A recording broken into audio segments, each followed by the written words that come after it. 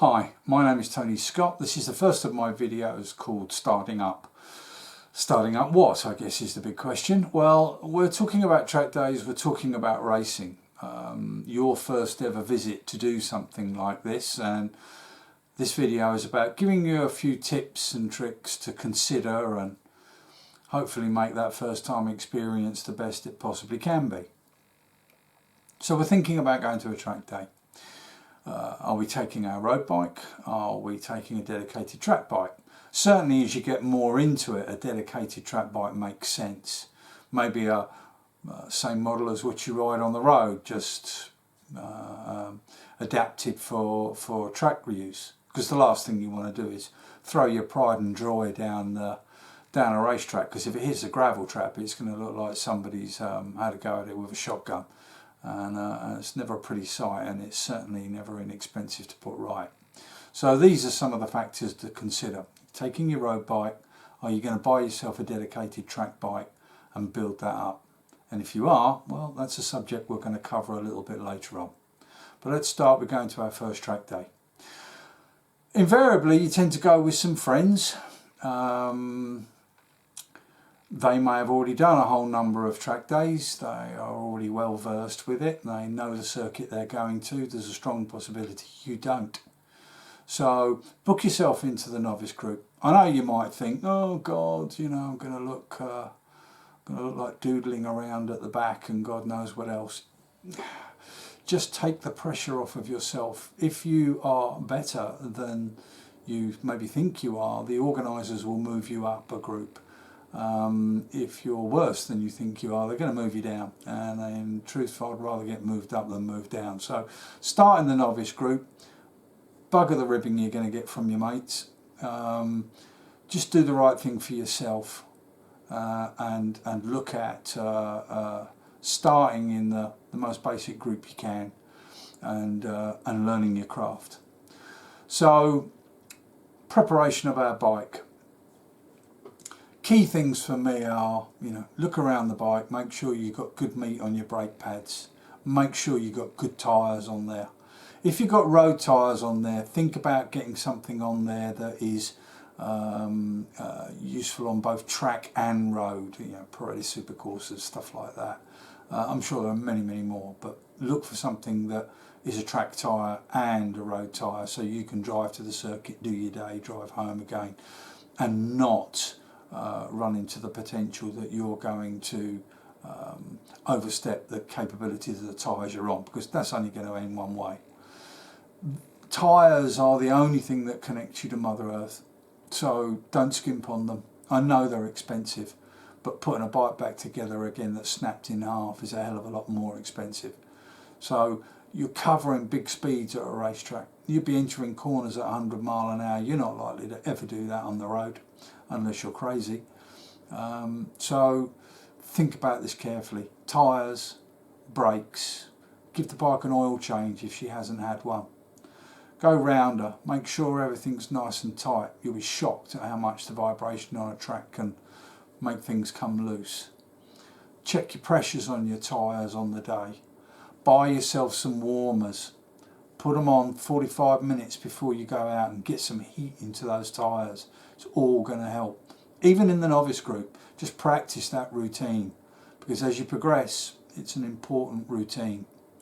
Keep looking at your bike, keep going around it, keep checking her over. She's not used to track days and neither are you. So keeping an eye on each other is a good way forward. So it comes to your first session. My recommendation is you go out with an instructor. In fact, any good track day company will make you do that anyway. Go out and follow them round, let them assess your ability, let them give you a few tips and tricks about what's to be done out there on a racetrack. And there are a lot of things that you, from a road riding point of view, do not want to apply when you get to a racetrack. The very things that you do on the road will be your undoing on a racetrack. It's a different set of rules, a different set of skills. But we can talk about that in another video later on. So we're out on track, we've done our instructor sessions, we've enjoyed it, we know where the track goes left and it goes right, conditions are good. We may end up with a wet day, in which case if it's your first time I'd probably put my stuff in a bag and go home and take a loss. I'd rather find my limitations on a racetrack on a dry day where I've got a little bit more chance of getting it right. Now, I get people come to me and say, especially after their first track day, you know, great, fantastic, want to do this to the bike, want to do that to the bike, blah, blah, blah. Personally, I always say the same thing to them, depending, of course, on their lap times. An example of this is a young lad came to me and said, I'm going to go racing. I asked him what circuits he'd raced at. Brands Hatch was one of them. He gave me a time. I knew what bike he was on. And my retort to him was, do you know what, you've got 7 or 8 seconds a lap in that bike as standard before you're going to reach its limitations, before you're going to be pushing the boundaries of what that bike is capable of doing. So my advice to you is, don't do anything to it. Put a set of track fairings on it. Make sure you've got some decent pads, give her an oil change, put some good rubber, go out and enjoy. And the way that that will work for you is that as your confidence grows, you'll pick your braking markers, you'll pick your turning in markers, you will pick your apex that you want to hit, and you'll pick the spot where you want to get back onto the throttle for the run up to the next corner. Once the bike gets to the point where it can't do the things you want it to, that is the point when you're now saying, okay, I need to make some changes. So if the brake, if you're braking off a high-speed straight and you literally just can't hit your marker, then it could be a case of you need some new pads. It could be a simple case of you need a new master cylinder. It could be even simpler. You just need to change your brake fluids. But at least you've got a specific problem that you're aiming at and you're looking for a solution for it, and there will be a number of products or services that can give you the solutions to that. Your turning in marker, perfect, hit that, in you go, but the bike just doesn't want to go to that apex. You could be doing any number of things. You could feel the bike is unstable, or you could feel the bike hasn't got the traction that you're looking for. But again, you're coming away with clearly defined issues that you then want to start looking at, and the products that might potentially solve that for you. And then of course lastly, we're on our way out of the corner, and maybe she's not holding the line when the throttle comes on. Maybe she's wanting to push wide, or again, you're not getting the traction that you want, or the front feels vague. There's all sorts of things that will come up, but they will come up as your speed increases. Every time you go faster on that motorcycle, it will change, and it will do things differently, and you'll feel that, and you'll be able to work out what are the elements. But what I'm saying, for most people that go to a track day for the first time, your bike is better than you are. So don't go lashing a load of money at it. Just do the very simple basics that I talked about earlier, and then go out there, enjoy, learn your craft, and start to progress. And the one thing I would say to all of you is this: I don't think I've ever met, well, that's not true, I have, but there are not many people I've met who couldn't do with some instruction themselves. We're all about tuning our motorbikes, but we don't tend to tune ourselves. And by tuning ourselves, there's a whole variety of things there. You know, have we got the skill sets in place? Do we understand about, you know, where we should be looking on a track, how we should be dealing with the brakes? Do we understand those basics of riding a bike on a racetrack? You know, why is a rider's head turned in a completely different direction to the way the bike appears to be going? Well, there are all reasons for that, and they are techniques that you need to learn, and you need to dump some of the techniques that you are familiar with on the road, because they're only going to end things in tears for you. So do think about tuning yourself as well as tuning your motorcycle. Once you start finding limitations, there are two elements there. Is, can I service and make better what I have before I replace?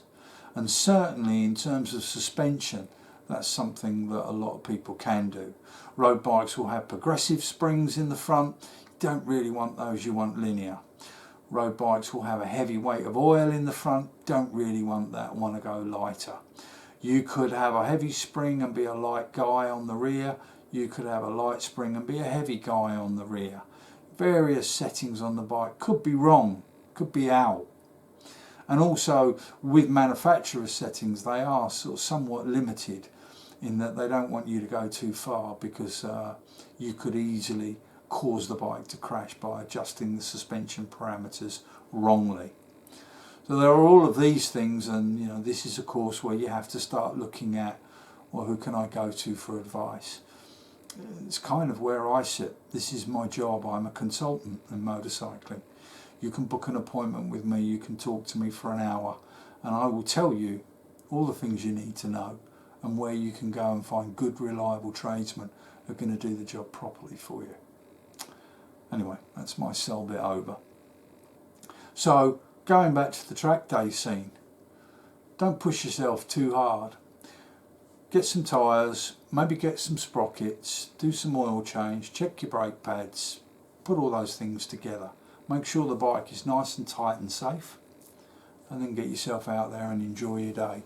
And you will learn as you go, and as you progress you will understand what it is that you need to change on that bike or to make different. But don't always go for a replace. It is possible that if what you've got is a little bit aged, you may be able to service it and bring it up to the performance level that you want. If you can't, well then of course we're now looking at a different product. When we want to go racing, we step the game up a little bit. In truth, when you're an avid track day guy doing lots of track days and in the advanced group, you'll probably have most of the kit that you need in order to go racing. But if you don't, you're certainly going to need a great toolkit with everything that you can think of in there. You are going to need a batch of spares. You're going to need good tyres, spare wheels, wet tyres. You're going to need racing discs. And that's something on a track day list that you might well upgrade as you start to get stronger on the brakes, because standard OEM discs don't have a lot of tolerance in them, and if they get too hot they literally will buckle. And so a set of racing discs becomes a great investment.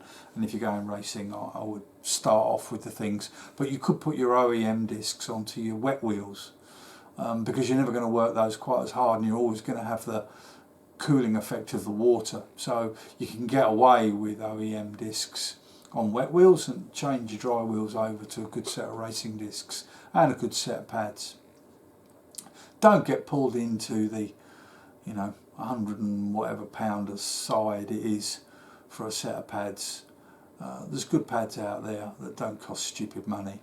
And always bear in mind, when you change pads and you go from one compound to another, you really ought to rub your discs down with a very light sort of emery and get rid of any of the material that may be embedded in there before you move to a new material. But when we go racing, the same thing applies as to what I talked about within track days. Obviously, from club level racing to national level racing, things differ and the level of equipment that you need changes. You might be chasing a 2-second gap at club level and 0.02 of a second at national level. So that's when job specific equipment comes into its own, where it can just give you that little edge, that ability to push just that little bit harder and make you feel confident. But of course, one of the things that gives you confidence is handling. And what I have noticed is that for most of the guys, even at national level, that are not top teams with data engineers and chassis engineers and whatnot, you're kind of a little bit in the dark about where you're going, unless you've got a rider that can give you great feedback and allows you to know exactly where the issue lies. It's a bit of a minefield about how you get bike set up. And so in one of the later videos I'm going to talk about chassis programs, something that I can help you with, something that will help you put your bike right into the ballpark of where you want it to be. So I look forward to talking to you on that subject at a later date. But assuming we've got our bike in the ballpark, we've done our testing, we're comfortable with it, we've got all of our spares, we're basically ready to rock and roll. Same thing applies again. You know, don't go throwing a load of money at the bike. Ride the thing first, find out where its limitations are, and then move through that exercise with a clear and concise agenda or goal as you go through it. It's really easy to throw lots and lots of money. I mean, I've heard riders turn around and say, you know, I want to get my engine tuned before I go racing, because they think they're going to go faster. In reality, you're really not. You could go from a stock engine to a super sport engine, and if you got quarter of a second a lap, I'd be surprised. But a quarter of a second lap at national level racing is an eternity. Quarter of a second a lap at club level racing is not so much. And in fact, a quarter of a second a lap, well, you know, the only way I can break that down for you, if you are a quarter of a second a lap and you've got 6 corners in a circuit, I mean, it's that. Every corner. It's just nothing. And so you're looking for small amounts, and people think that big changes are going to bring that about, but very often they don't. The biggest changes you need to make to your bike is to you as a rider and to your suspension that will allow you to put down the power you've got and deliver it to its maximum. So these are the kinds of things that you want to be looking out for in your later racing career. And then of course there are a myriad of things that get attached to that. But what I'm really saying here in this video is don't go steaming in there and spend all your money, because you're going to be disappointed. When I first started racing, I went straight into BSB, Shell Junior or Junior Challenge 400cc bikes. Back then, Ron Haslam and myself were quite close, and he mentored me with a lot of my racing. I put all the bling bits on it, and I didn't go anywhere. I went backwards. It was me that needed the tuning, not the bike. It was already capable, and I spent a lot of money getting that motorcycle prepared, and was bitterly disappointed when I didn't go any faster with it. A little bit faster down the straights. I could still now overtake a few people, but invariably when it got to the next corner they'd overtake me back, because I just hadn't developed that skill set yet. So starting point for all of you is yourself. Learn your craft, do it slowly, get the experience under your belt, and then start to analyse what it is that you need to do in order to get faster. So I hope this video has been slightly useful. It's an introduction.